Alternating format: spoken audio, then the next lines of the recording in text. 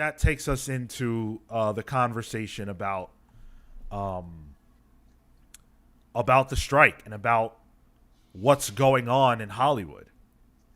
And I'm gonna and so we'll start like this.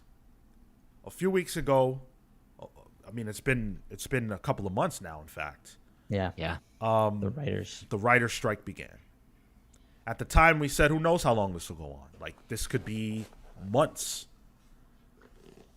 And, of course, hanging over us was the idea that the Screen Actors Guild could also decide that it was time to strike. For the first time in literally 60 years, both entities, both unions, have agreed to strike together.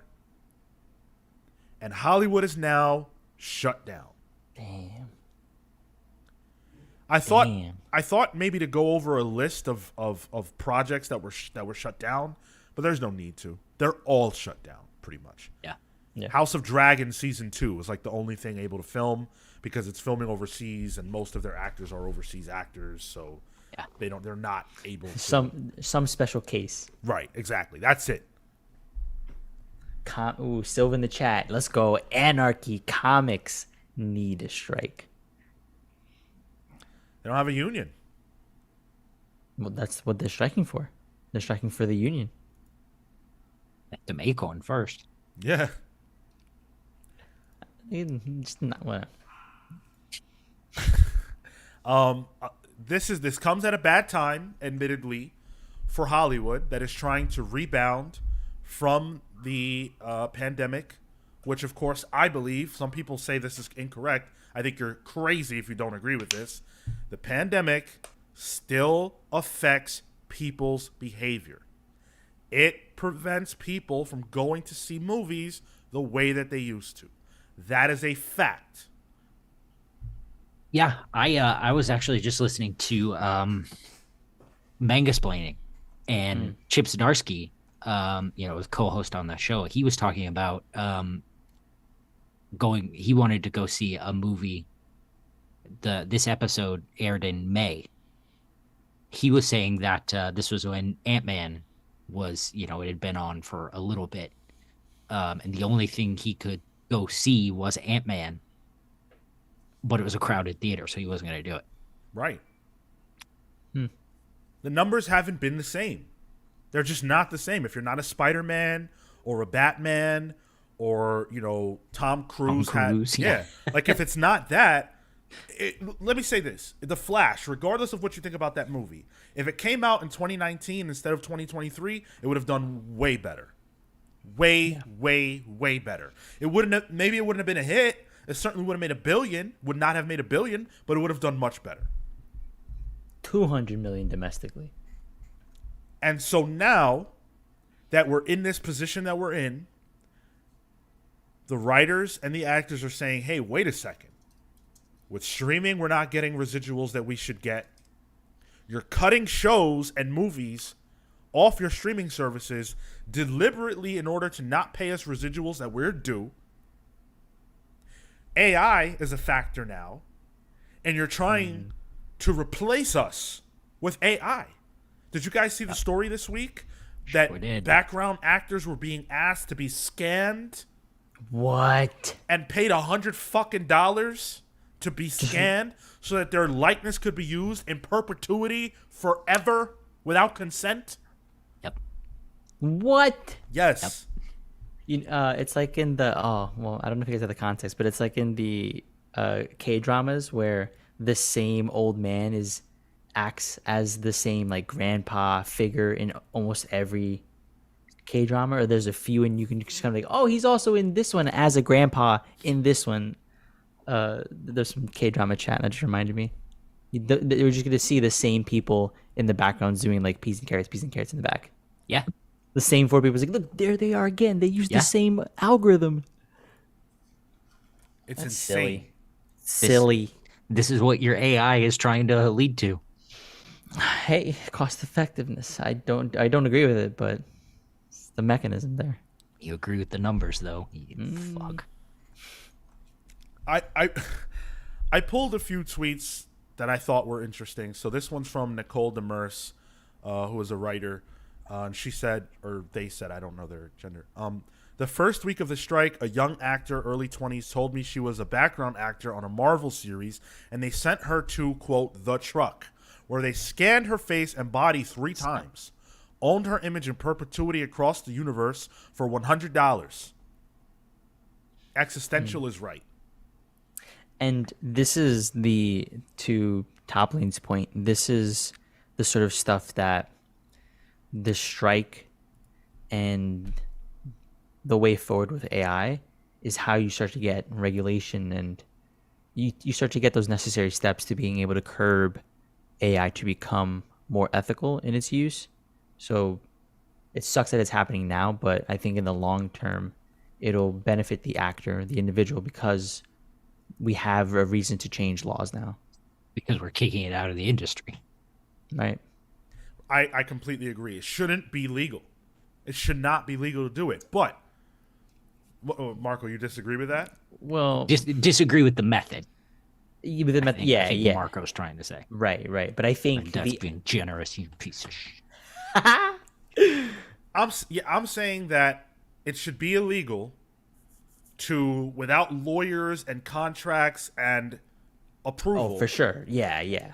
To do what they're doing. To send a background actor to a truck to scan them for $100, and this person didn't even know what they were getting themselves into. That's insane. Now, Yep. I'm going to refer back to an actor you might not have heard too much from in a while.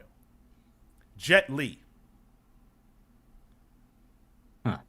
Jet Li was originally going to be in The Matrix. Yeah. And I think I know that. Yep, and he was, in talks and everything else, and they wanted Jet Li to go and record himself in front of all kinds of cameras and a whole setup, doing all his moves, all his martial arts techniques that he has learned over his life at that point.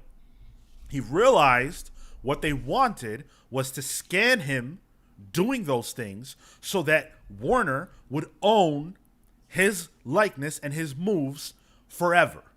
And when he figured that out, he backed out of the project. He said, I'm not going to let them do that. That's right. Yeah. I Is that remember recent? No, this was back then with the Matrix. The OG. original Matrix.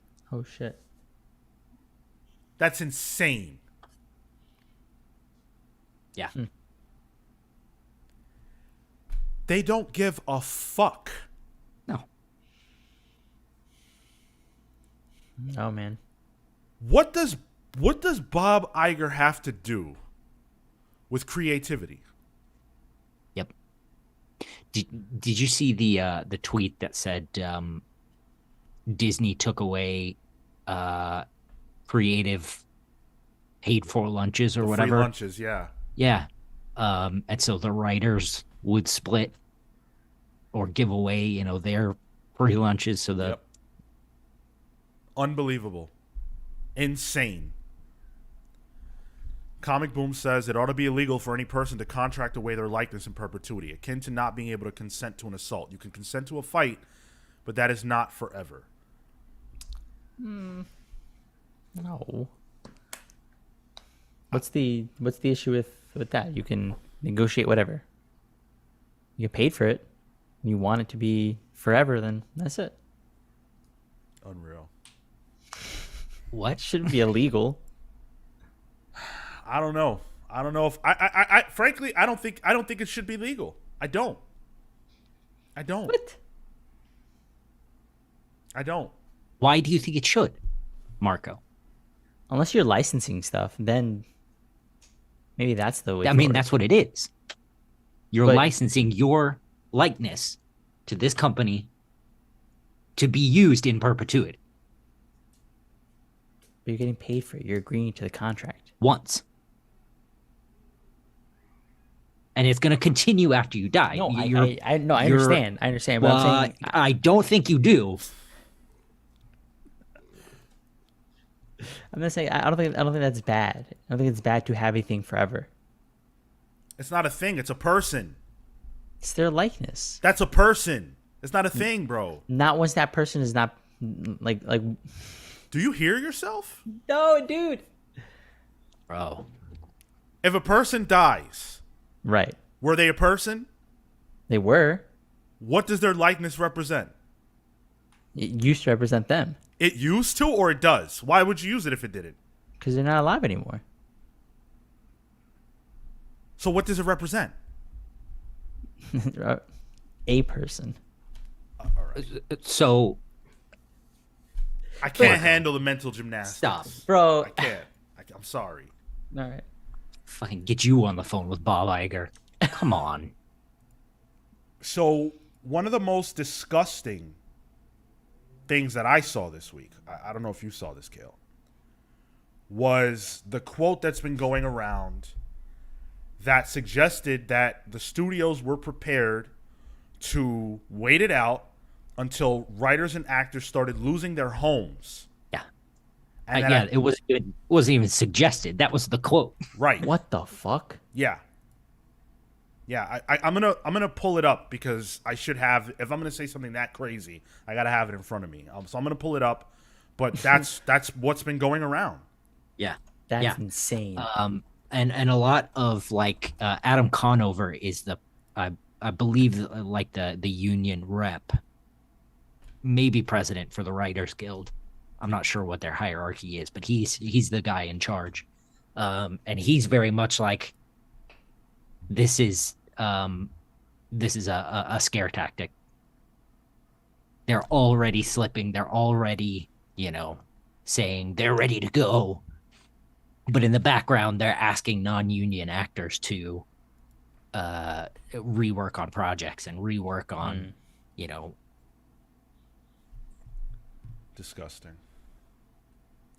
So this is from Vanity Fair, who is quoting a Deadline report that AMPT, which is the Alliance of Motion Picture and Television Producers, quote, is in the strike for the long haul with a plan to let the Writers Guild of America bleed out before resuming negotiations. The end game is to allow things to drag on until union members start losing their apartments and losing their houses, one source told the trade. What? And the thing is, they're already doing that by being writers. Word. Stephen DeKnight, who is a big writer. Maybe you don't know his name, but he's a big writer. He was the showrunner of Daredevil. He worked on Buffy. He had the Cabin in the Woods movie. Big deal. He said that for the Daredevil television show, he was supposed to get some back end. There was a sliver of back end. But when the rights moved from Netflix to Disney, now him and a team of people are auditing. They're attempting to audit Disney to get the residuals that are owed to them. What? God damn. This is insanity we're dealing with. And This shit. you know who spoke out about this that I loved so much? Ron Perlman. It's deleted. It's a deleted video that he posted, but I saw it. And in that video, he appears to be assigning the quote that I just gave to a specific person. So he says in the video, and I'm paraphrasing. I'm not reading from what he said. He said, "You think you're going to wait it out until we lose our homes? Let me tell you something. There are a lot of ways to lose a home. Some of it's financial. Sometimes people find out where you live, and they find out what you really think about them. And sometimes something bad happens to you. So watch what you say. You make $27 million per year, and you're telling me you're going to wait out our strike? You can't take less money?" That's what Ron Perlman said. Right. Which executive makes $27 million per year? It's Bob Iger. Bob Iger. None other than Bob Iger. Eeks.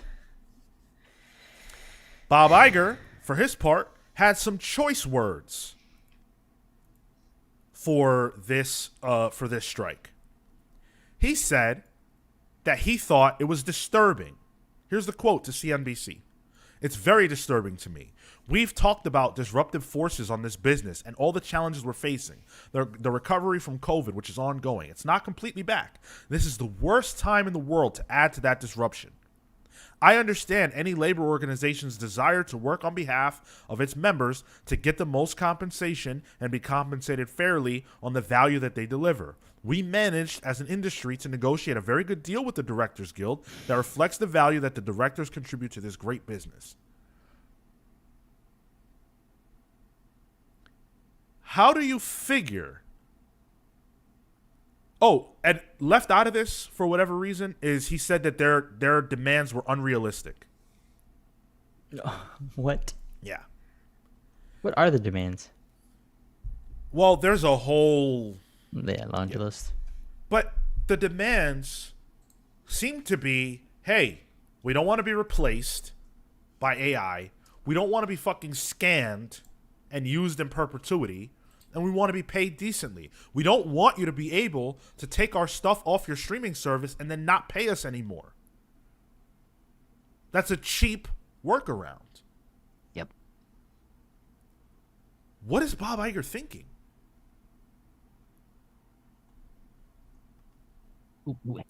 With his wallet. Yeah. Yeah. I mean, the state. Was it stakeholders? The thing is, it's capitalism. It's, these companies have to show profit. They have to.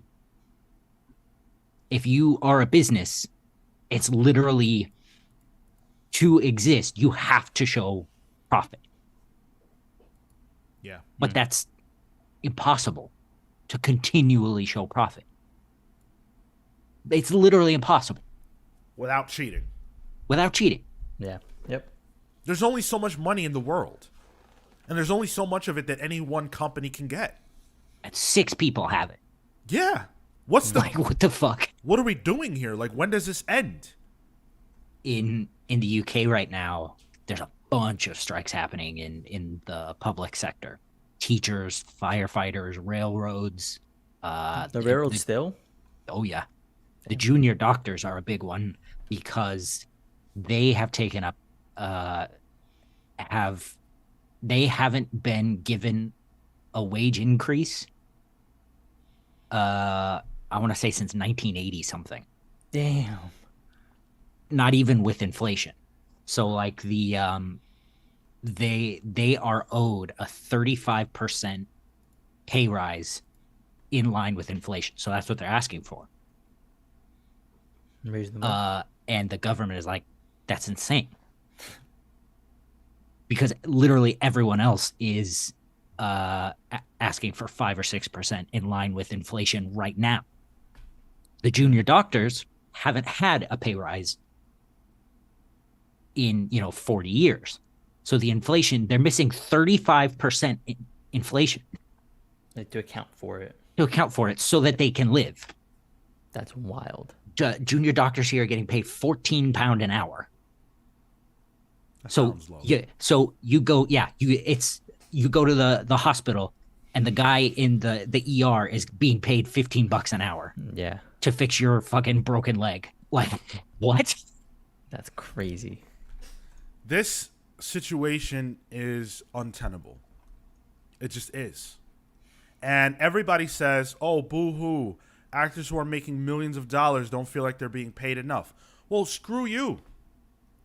Because this isn't only about Tom Cruise or Matt Damon or, whoever you want to say. This is about a lot of people you've never heard of that work really hard, that fill in the movies that those actors are in.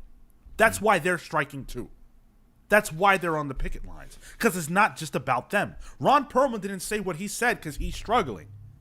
Ron Perlman probably isn't struggling, but he gets it. $27 million per year. I'm on record. I don't count people's money. If you got a bag that you can make, go make it. But you can't sit on your $27 million pile of money and look down from it on everybody else and say, we're broke. We ain't got it. Take the fair deal. You can't throw a few shekels down from the pile to hit this one and that one. And that's the thing. They're not even asking for a massive increase. The writer specifically, the increase they're asking for is like 0.1% or something, like a tenth of a percent. This is insane. This is insane. And, you know, we don't know how long this is going to last. We don't. The last strike, writer strike, in 2008 or whatever. Yeah, it was 100 days. Very disruptive. Yep. As it should be. I'm not criticizing the disruption. Right. Very disruptive to Hollywood. Now that the actors are on strike as well as the writers, we'll see what happens. Expect a lot more reality television on your screen. I'm sure David Zaslav's very happy right now. I'm sick over this. Yeah. Do you know how many days the writers have been at it? I think it's been almost 3 months. It's over 70 days. The last number I saw was 72 days, but that was a couple of days ago. So I don't even care to talk about what this means for superhero movies. As much as that's what this podcast is always about, we've talked about it. I don't care what it means. I care what it means for the people who are struggling. I care what it means for the people whose lives are in jeopardy. I care what it means for the people who are relying on a person to be fair. That said, they would wait it out until these individuals lose their homes. Yep. That's disgusting. They'd rather see you dead and homeless than pay you. So when you think about criticizing creative people for trying to get their dollars up, think about that. That's what the suit thinks of you.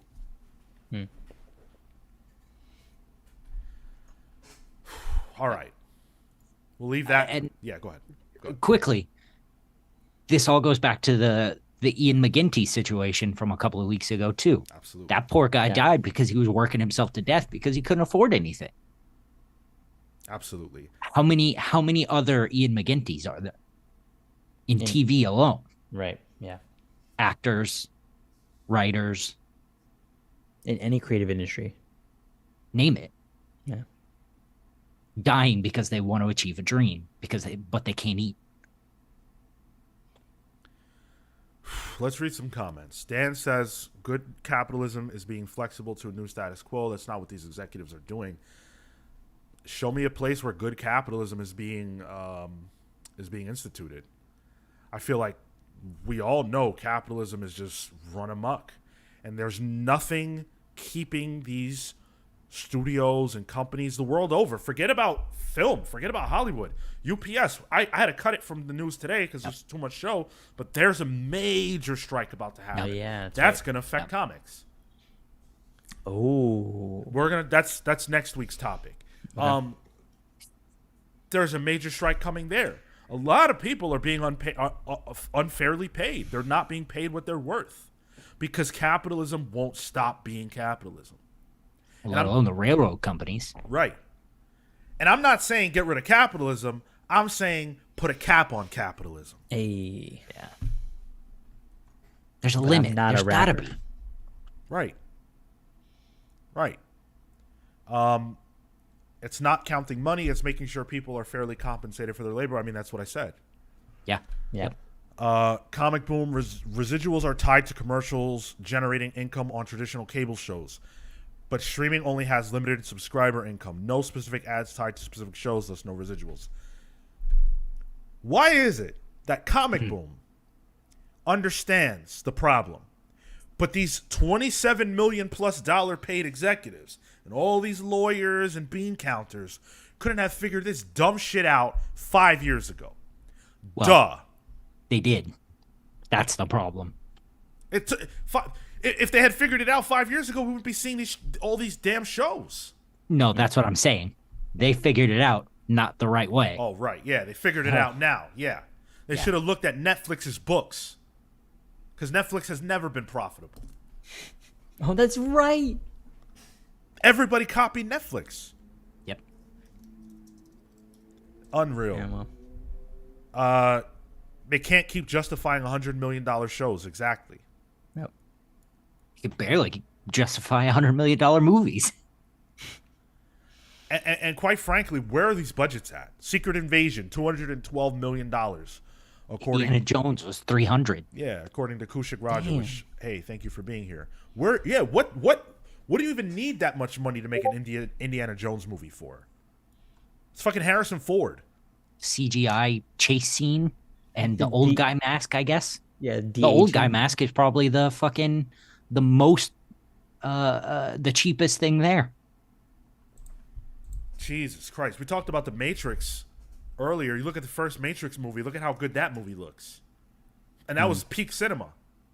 The Indiana Jones films. Yeah. You don't need the budget. You can make a good movie by just making a good movie. It's unbelievable. I saw a tweet earlier. I think I retweeted it that said something like someone who works with an exec, this unnamed person said the reason films aren't made that way with $13 million budgets is because it's a lot easier to steal $1 million from $300 million than it is 13. Interesting.